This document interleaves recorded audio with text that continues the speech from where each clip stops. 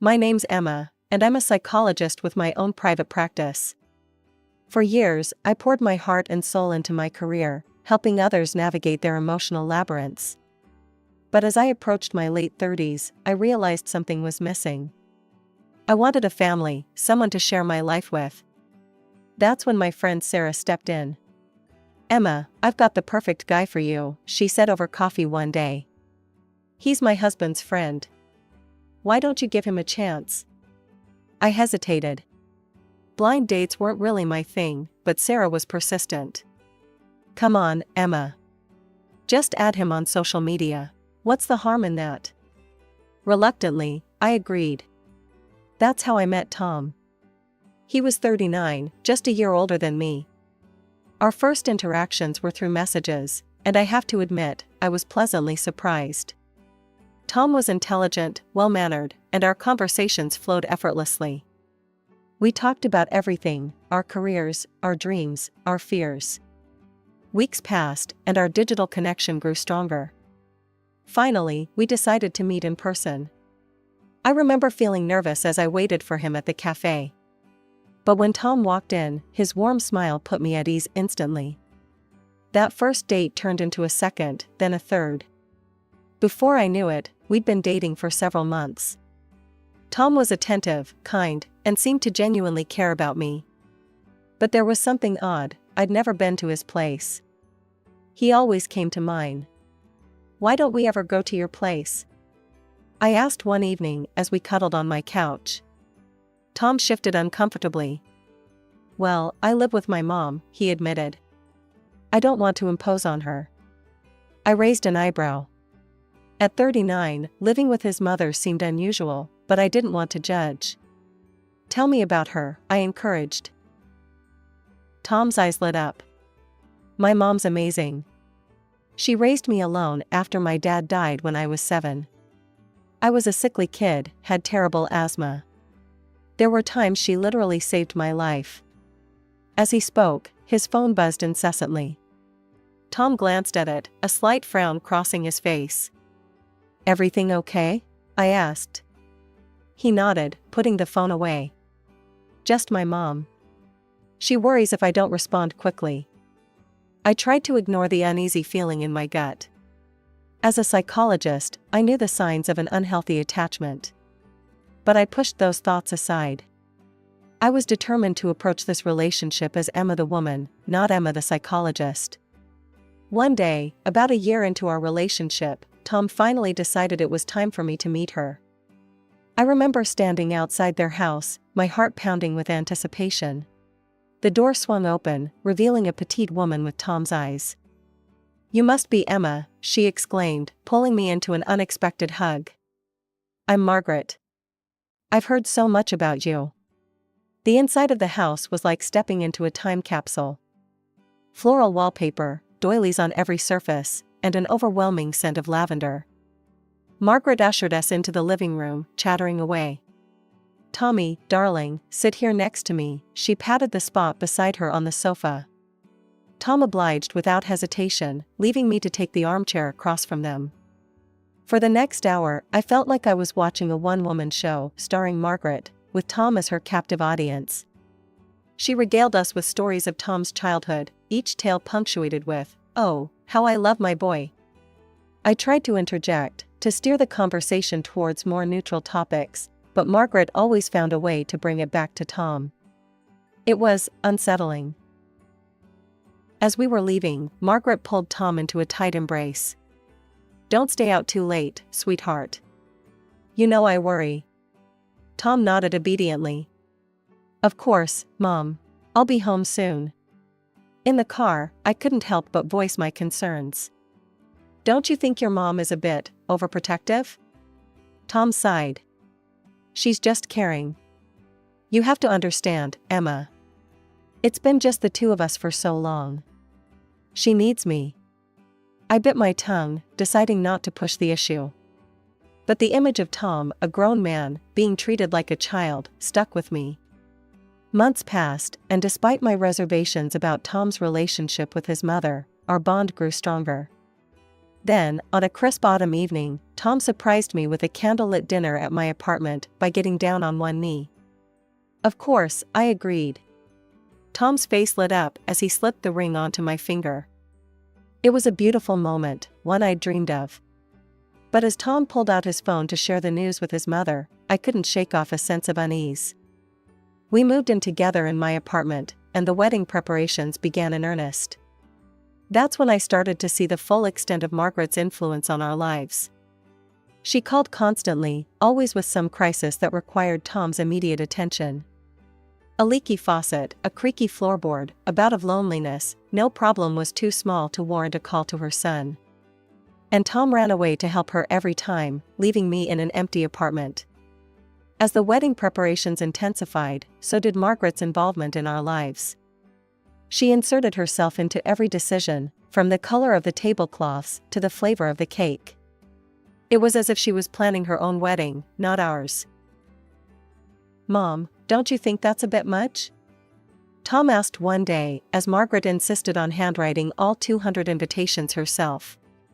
"Nonsense, Tommy," she replied, patting his cheek. "This is my only son's wedding. I want everything to be perfect." I couldn't take it anymore. That night, I decided to have a serious talk with Tom. "Honey, I think we need to set some boundaries with your mother," I said, trying to keep my voice calm. Tom's face immediately clouded over. "What do you mean?"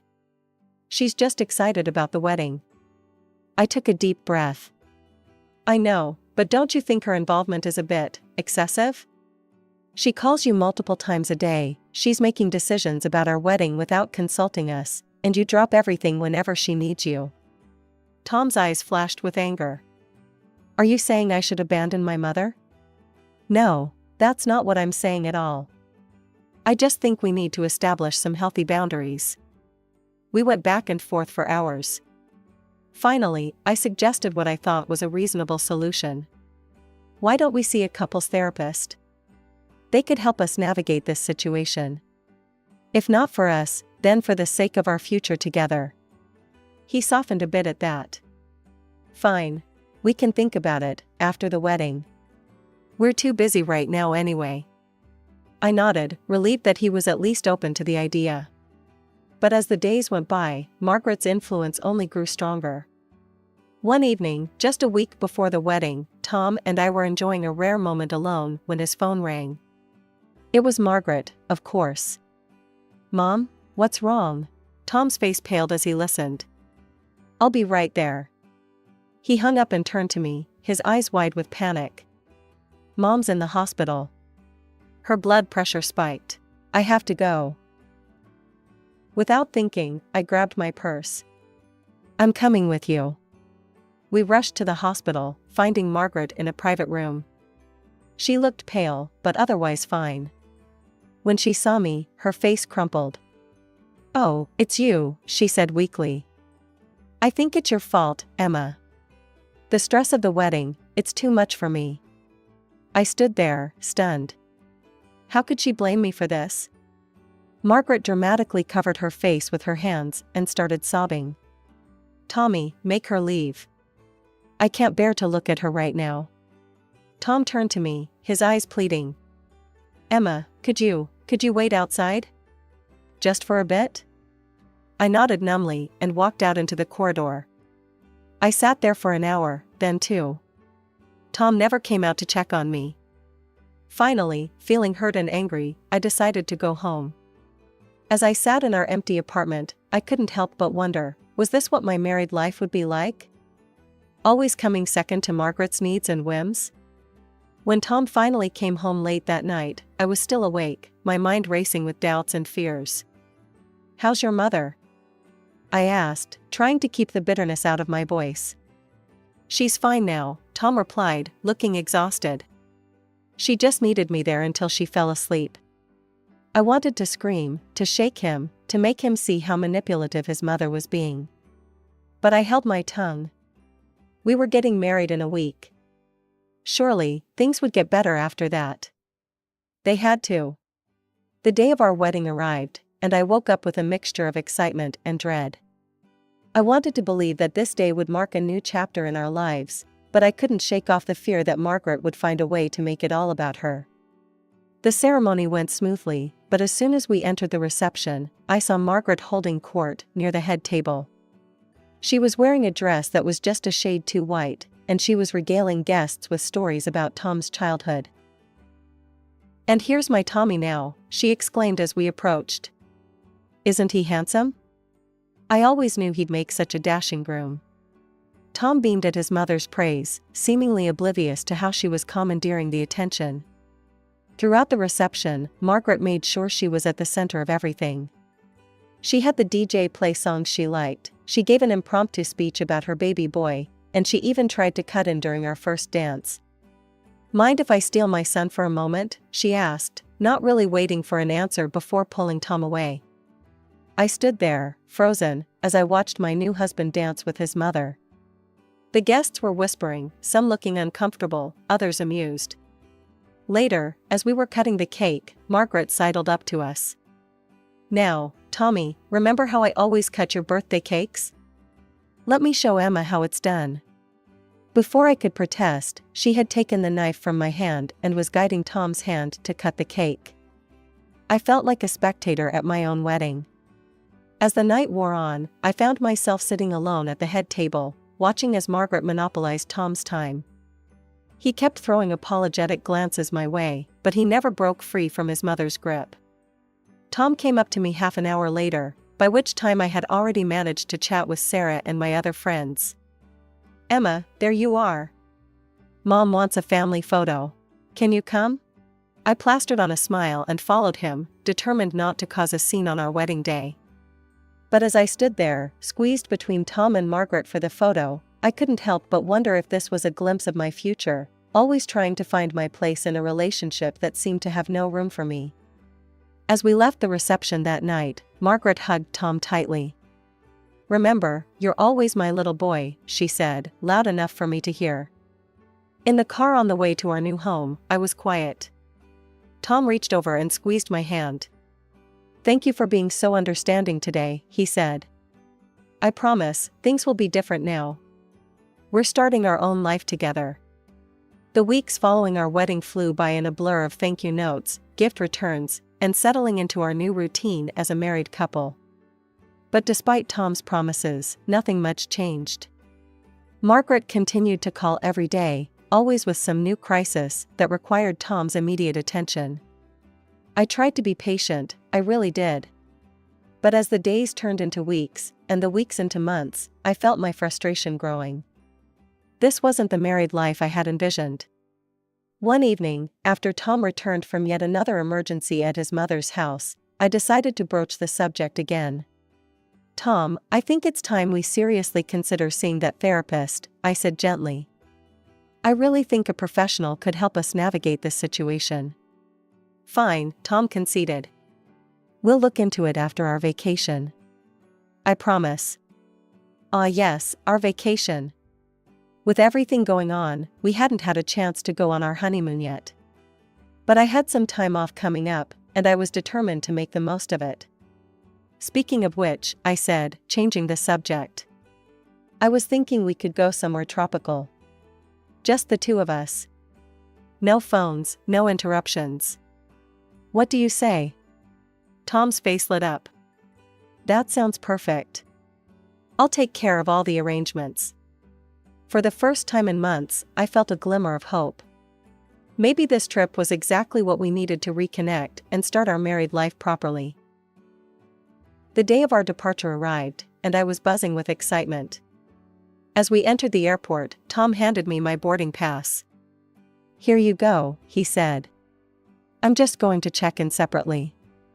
I'll meet you at the gate." I thought it was odd, but I was too excited to dwell on it. It wasn't until I reached the check-in counter that I realized something was wrong. "Mrs. Walker, you're checked in for economy class," the attendant informed me. Confused, I made my way to where Tom was waiting. "There must be some mistake," I said. "My ticket is for economy, but yours?" Tom shifted uncomfortably. "Oh, yeah, I used some credit card points to upgrade my seat to first class." There were only enough points for one upgrade, and I thought, well, I'm taller, so I could use the extra legroom. I felt a lump forming in my throat. Well, can I at least wait with you in the first-class lounge before we board? Tom shook his head. Sorry, it's for first-class passengers only. But don't worry, I'll see you on the other side. Before I could protest further, he hurried off towards the first-class lounge, leaving me standing alone in the busy terminal. I made my way to the economy class lounge, my mind reeling from Tom's strange behavior. As I settled into an uncomfortable plastic chair, I couldn't shake the feeling that something was off. I glanced around the crowded area, and that's when I saw her, a familiar figure with perfectly coiffed gray hair. It can't be, I muttered to myself. But the more I stared, the more certain I became. It was Margaret. My heart racing, I made a split-second decision. I approached the information desk and, with a forced smile, asked about purchasing access to the first-class lounge. The attendant looked surprised but processed my payment without question. As I entered the plush first-class lounge, my eyes scanned the room. There, in a secluded corner, sat Tom and Margaret, heads close together, sipping coffee and laughing quietly. I strode over, my hands shaking with anger and disbelief. What the hell is going on here? Tom's head snapped up, his face draining of color. Emma! What are you? How did you get in here? Margaret, on the other hand, looked completely unfazed. Oh, hello dear. Fancy seeing you here. Tom and I were just discussing our upcoming trip. Your trip? I echoed, my voice rising. This was supposed to be our honeymoon. Tom stood up, holding his hands out placatingly. Emma, please, let's not do this here. I can explain everything after we land. But I was beyond listening. Explain what? How you lied to me. How you're taking your mother on our honeymoon instead of your wife. By now, the entire lounge had fallen silent, all eyes on our little drama. Tom's face reddened. It's not like that. I had enough points for 2 first-class tickets. I just thought. You thought what? I spat.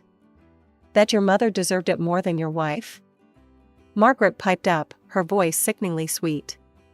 Emma, there's no need to make a scene. Tom and I have always vacationed together. You understand, don't you? I turned to her, years of pent-up frustration pouring out. No, I don't understand. I don't understand how you can be so selfish, so manipulative. And you, I rounded on Tom, I don't understand how you can let her control you like this. She's your mother, not your wife. Tom reached for me. Emma, please, you need to calm down. We can work this out on the vacation. We'll have plenty of time to talk and get closer. His words hit me like a slap in the face. Get closer? With his mother there? In that moment, everything became crystal clear. No, I said, my voice suddenly calm. We won't. Because I'm not going anywhere with you. This marriage is over, I want a divorce. Margaret's face lit up with a triumphant smile. She looped her arm through Tom's. Well, if that's how you feel, dear. Come on, Tommy, we don't want to miss our flight. Tom looked torn, his gaze darting between Margaret and me. But in the end, he let his mother lead him away towards the boarding gate. I stood there, frozen, as the reality of what had just happened washed over me. The other passengers in the lounge were still staring, some with pity, others with poorly concealed interest in the scene they'd just witnessed. Suddenly, I couldn't bear to be there a second longer. I turned on my heel and practically ran out of the lounge, out of the airport, not stopping until I reached the taxi stand outside. The taxi ride home was a blur. I stumbled into my apartment, the silence hitting me like a physical force. For a moment, I just stood there, letting the reality of my situation sink in. Then, something inside me snapped into action. I moved through the rooms with purpose, gathering Tom's belongings. Clothes, books, his ridiculous collection of superhero figurines, all of it went into boxes. It was cathartic, in a way, dismantling the life we'd built together. Hello, I need to arrange for some items to be moved to a storage unit, I said when I called the courier service. My voice sounded strange to my own ears, stronger, more decisive than I'd felt in months. With Tom's things out of the apartment, I felt like I could breathe again. The next morning, I called my lawyer. I want to file for divorce, I said, the words coming out easier than I'd expected. The following days passed in a whirlwind of paperwork and phone calls. I also redecorated the apartment, erasing the last traces of Tom's presence. I caught up on reading, took long baths, and rediscovered the joy of cooking for one. One evening, as I was curled up on the couch with a glass of wine and a good book, my phone buzzed. It was a message from Tom. Emma, please, can we talk? I made a mistake, I miss you. I stared at the message for a long time, memories of our life together flashing through my mind. But then I remembered the airport, the look on his face as he'd let Margaret lead him away. My fingers flew over the keyboard as I typed my response. Your things are in storage unit number 247 at City Storage. I've sent the divorce papers to your mother's address. Please sign them and return them to my lawyer. I hit send and blocked his number. The next day, I called Sarah, the friend who'd introduced me to Tom. Emma, oh my God, I heard what happened. I'm so sorry. Sarah's voice was thick with remorse. Can I make it up to you? Dinner, maybe? That evening, Sarah and I met at our favorite restaurant. As we clinked our wine glasses together, Sarah looked at me anxiously. How are you really doing, Emma? I took a moment to consider the question. You know what? I'm okay. Better than okay, actually. I feel free. Sarah's face broke into a relieved smile. To freedom, then, she said, raising her glass. To freedom, I echoed. The divorce proceedings went quickly. Tom didn't contest anything, and we had no shared assets to divide. As I signed the final papers, I felt a chapter of my life closing. But rather than sadness, I felt a sense of anticipation. After my vacation, I dove back into work with renewed energy and purpose. My recent experiences, though painful, had given me a unique perspective on codependent relationships, particularly between parents and children. I channeled this insight into a series of psychological papers, carefully avoiding any specific mentions of Tom or Margaret. The papers resonated within the psychological community, and before I knew it, I was invited to present my findings at the annual Conference of Family Psychology in Boston. Standing at the podium, I felt a sense of accomplishment. I had transformed my personal struggles into something that could help others. It was at this conference that I met Dr. James Anderson. He approached me after my presentation, his eyes alight with professional interest. Dr. Walker, your insights on codependency are fascinating, he said, extending his hand. I'm Dr. Anderson. I specialize in family therapy. We ended up talking for hours, sharing experiences and theoretical approaches. James was a few years older than me, with a warmth that immediately put me at ease. He mentioned he had a 10-year-old son from his previous marriage. As the conference drew to a close, we exchanged numbers, promising to keep in touch. Over the next few weeks, our professional discussions evolved into something more personal. Before I knew it, we were dating. Being with James was like a breath of fresh air. Our relationship was built on mutual respect, shared interests, and healthy communication. There were no dramatic phone calls, no guilt trips, no sense that I was competing for his attention. A few months into our relationship, I met James's son, Ethan. I was nervous at first, but Ethan's openness and enthusiasm quickly put me at ease. He was a bright kid with a passion for superheroes and a knack for math. Emma, did you know that Thor's hammer weighs as much as a neutron star? Ethan asked one day as I was helping him with his homework. I laughed, delighted by his mixture of scientific knowledge and pop culture enthusiasm. I didn't know that, Ethan. Tell me more. As Ethan launched into an excited explanation about the physics of superhero weapons, I felt a warmth spread through my chest. This was what a healthy family dynamic felt like. It was around this time that I got a call from Sarah. "Emma, I ran into Tom's cousin yesterday," she said, her voice hesitant. "I thought you should know. Tom is still living with Margaret. Apparently, they're closer than ever." I was surprised to find that the news didn't affect me the way I thought it would. There was no pain, no anger, not even disappointment. Just a calm acceptance. "Thanks for telling me, Sarah," I replied. "But you know what? That's Tom's choice.